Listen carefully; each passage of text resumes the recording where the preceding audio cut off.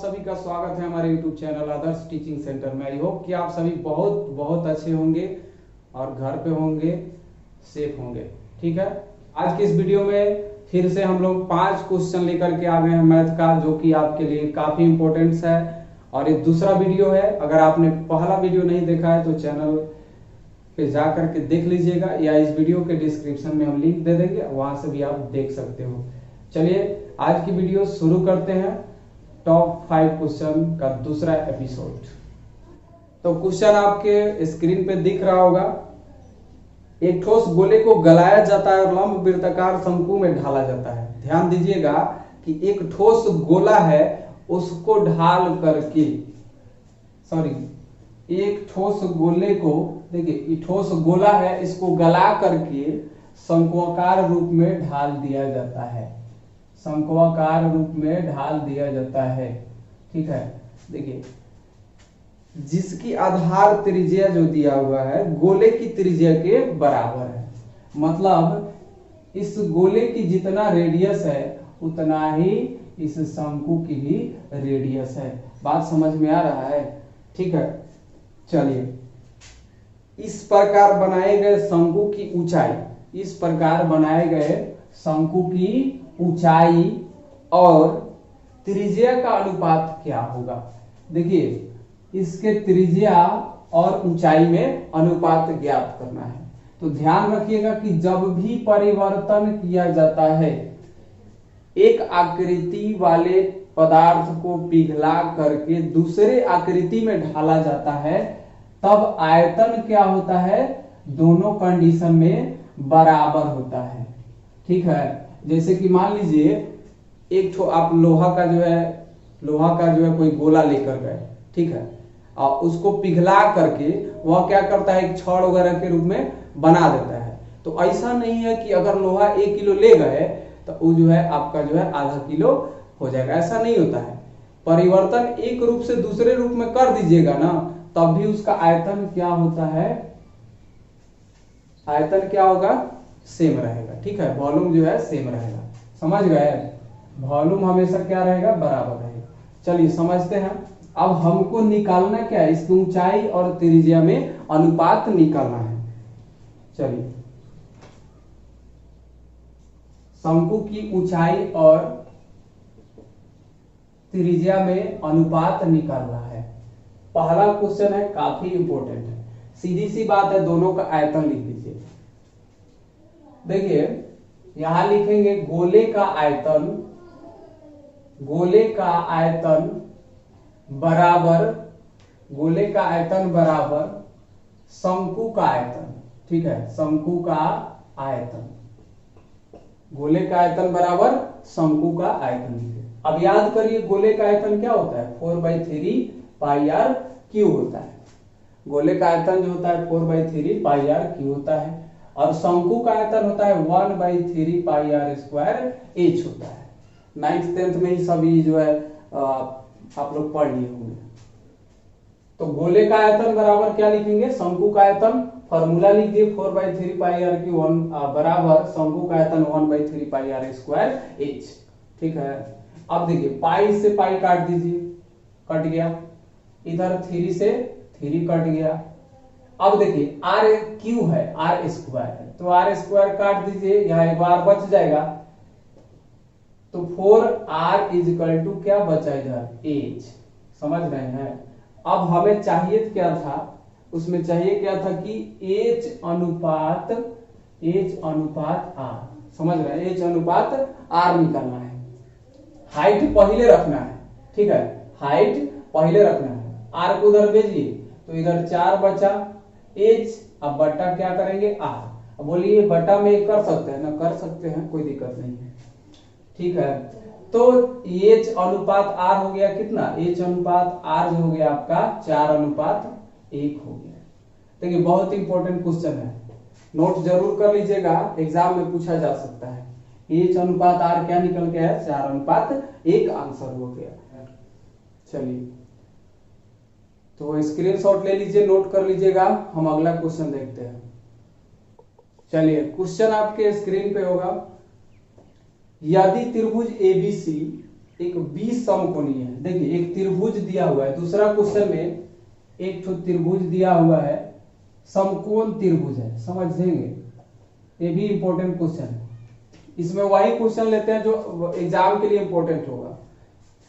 A B समकोणीय है, मतलब 90 का कोण कहां बन रहा है, बी पर, ठीक है, ए बी सी, यहाँ पे 90 डिग्री का कोण बन रहा है, ठीक है। चलिए आगे क्या कह रहा है, यदि उसकी ए बी तथा बी सी भुजाएं 15 और 20 है। देखिए ए बी जो दे रहा है 15 cm है, ठीक है, और 20 सेंटीमीटर जो दिया हुआ है BC, ठीक है। अब आपको कह रहा है कि निकालना क्या है, परित्रिज्या, परित्रिज्या निकालना है। परित्रिज्या समझते हैं, देखिए इस परि का मतलब चारों तरफ, इधर से हम एक ठो वृत्त बना दिए, ठीक है, वृत्त बना दिए। अब देखिए AC इस वृत्त की क्या है, AC क्या है, इस वृत्त का व्यास है, क्या है, व्यास है, और त्रिभुज का क्या है, कर्ण है, समझ रहे हैं ना, त्रिभुज का कर्ण है और वृत्त का क्या हो गया, व्यास हो गया, ठीक है। तो व्यास के आधा क्या होता है, त्रिज्या होता है। तो सबसे पहले हम कर्ण निकालेंगे तो व्यास निकल गया, व्यास को आधा कर देंगे तो आपका त्रिज्या निकल जाएगा।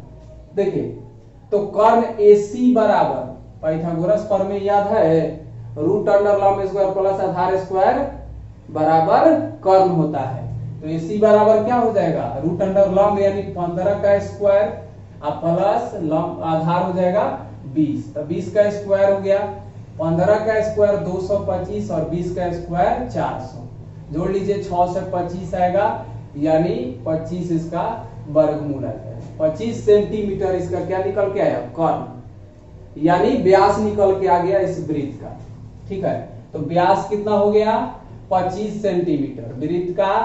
अब इस वृत्त का त्रिज्या क्या हो जाएगा, AC बटा 2 हो जाएगा। परित्रिज्या, परित्रिज्या, ठीक है, परित्रिज्या AC बट्टा क्या कर देंगे 2, यानी 25 बटे 2 काट दीजिए, 12.5 सेंटीमीटर आंसर हो जाएगा, ठीक है ना। क्वेश्चन दमदार, चलिए क्वेश्चन दमदार लगे तो लाइक जरूर करिए।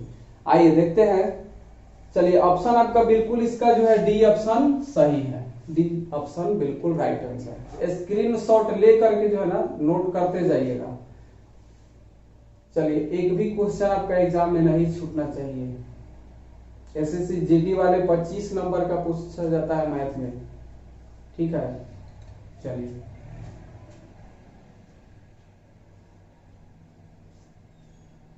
अगला क्वेश्चन देखते हैं।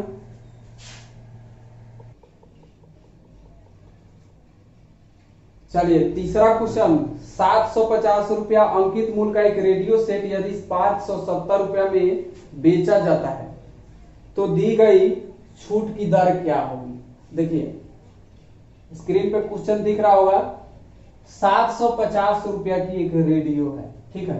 अंकित मूल्य जो है इस पे लिखा हुआ है कितना, MP मार्क प्राइस 750 रुपया, ठीक है, 750 रुपया। छूट दे करके बेचा जाता है कितना में, 570 रुपया में, यानी सेल प्राइस जो हो रहा है 570 रुपया। अब बोल रहा है कि छूट दिया कितना है, छूट का प्रतिशत, कितना प्रतिशत जो है डिस्काउंट दिया हुआ है, डिस्काउंट प्रतिशत बराबर व्हाट। देखिए बहुत आसान है, कैसे बनाएंगे, सबसे पहले तो दोनों में अंतर निकालिए, कितना का डिस्काउंट है, छूट कितना है, डिस्काउंट जो है कितना दिया हुआ है।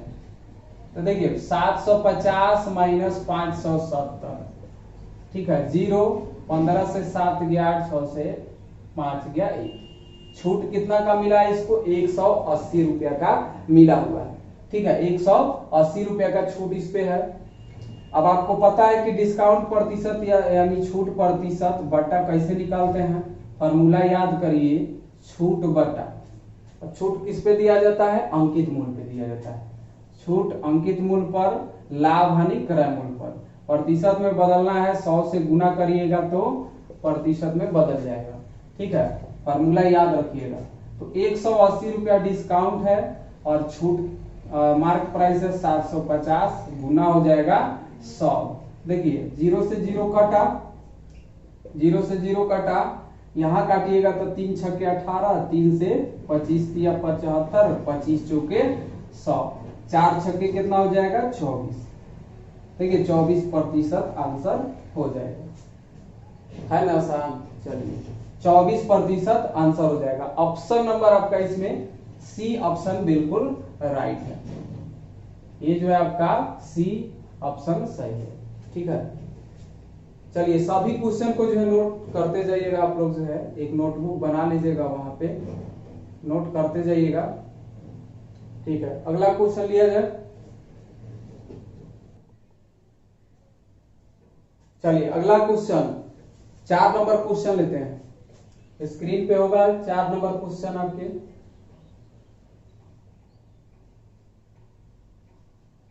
देखिए क्या कहता है क्वेश्चन, यदि कमीज की लागत 20% की छूट देने पर 64 रुपया है आती है। मतलब एक कमीज है, कोई लड़का कमीज खरीदने, शर्ट खरीदने गया, उसको डिस्काउंट दे दिया 20%। डिस्काउंट देने के बाद 64 रुपए में मिलता है। अब कह रहा है कि इसका वास्तव में लागत कितनी थी, ठीक है, कितना में, अगर छूट नहीं दिया जाता तो कितना में बेचा जाता। समझिएगा, यहां पे सबसे पहले छूट कितना दिया हुआ है, डिस्काउंट जो दिया हुआ है कितना, 20% डिस्काउंट दे दिया है, ठीक है। और तब बेचा कितना में है, एसपी यानी कितना हो गया, सेल प्राइस 64 रुपया। बहुत आसान है। देखिए सीधी सी बात है, मान लेते हैं कि हम लोग जो है 100 रुपया में बेचा होगा, यानी सॉरी वास्तविक में इसका मूल्य जो होगा 100 रुपया होगा, ठीक है। लागत जो होगा इसका, मूल लागत 100 रुपया। थोड़ा डिटेल्स में समझा देते हैं प्रश्न से। अब देखिए लागत कितना है 100, इसमें से छूट कितना दिया, 20% दिया, तो प्रतिशत उसी का निकालते हैं ना जिसका बोलेगा। तो x का 20% यानी प्रतिशत का मतलब क्या हुआ, बटा में 100, ठीक है। बराबर देखिए x में से मूल लागत x है, ठीक है, तो 20% इसका छूट दिया, तो इसका 20% हम निकाल के घटाए, तब जाके ये जो है 64 रुपया में बेचा है। देखिए 20 पचे क्या हो जाएगा 100, ये हो गया आपका 5x, बटा के घटाओ कर लीजिए, -x बटा 5 बराबर 64। ऊपर क्या हो गया, 5x से वो x गया 4x बटा 5, इधर हो गया 64, 4 से काट दीजिएगा तो 16 चौका 64, x बराबर आपका हो गया 5 गुना 16, यानी 16 पचे 80 रुपया जो है आपका आंसर हो गया। मूल लागत कितना निकल के आया, 80 रुपया, ठीक है। मूल लागत कितना निकल के आया, 80 रुपया। ऑप्शन आपका इसमें बी ऑप्शन सही होगा, बी ऑप्शन बिल्कुल राइट आंसर है। चलिए ठीक है, अगला क्वेश्चन लास्ट क्वेश्चन है, 5वां नंबर क्वेश्चन। देखिए क्वेश्चन आपको स्क्रीन पे दिख रहा होगा। देखिए एक फैक्ट्री में जो है, 5वां नंबर क्वेश्चन, एक फैक्ट्री में टोटल कामगार जो है अगर 9 व्यक्ति है, तो उसमें से 9 कामगार में से 1 महिला है, ठीक है। समझिए, आराम से समझिए, 9 कामगार है तो उसमें से महिला का एगो है, 1 ठो है, ठीक है, महिला 1 है। अब कह रहा है कि अगर महिला 125 हो, 125 महिला हो, ठीक है, 125 महिला हो, तब कई गो कामगार होगा। सीधी सी बात है, आप इसको गुणा कर दीजिए, ठीक है। तो 125 गुना 9 करिए, तो क्या हो जाएगा, 9 पचे 45, 12 9 108,112, यानी 1125। कुल कामगार आपका कितना हो गया, कुल कामगार 125, सॉरी 1125, यानी कुल कामगारों की संख्या कितना आया, 1125, ठीक है। चलिए ऑप्शन आपका इसमें बी ऑप्शन बिल्कुल राइट आंसर है। चलिए वीडियो अच्छा लगा हो आपके लिए, अगर हम मेहनत कर रहे हैं तो वीडियो को लाइक जरूर करें, कमेंट में अपना राय सलाह जरूर दें। चैनल पे जो नए होंगे सब्सक्राइब जरूर कर लीजिएगा, बेल आइकन प्रेस कर लीजिएगा ताकि टाइम पे आपको नोटिफिकेशन मिलता रहेगा। आज के लिए इतना ही, फिर मिलते हैं तीसरे सीरीज में, तब तक के लिए जय हिंद।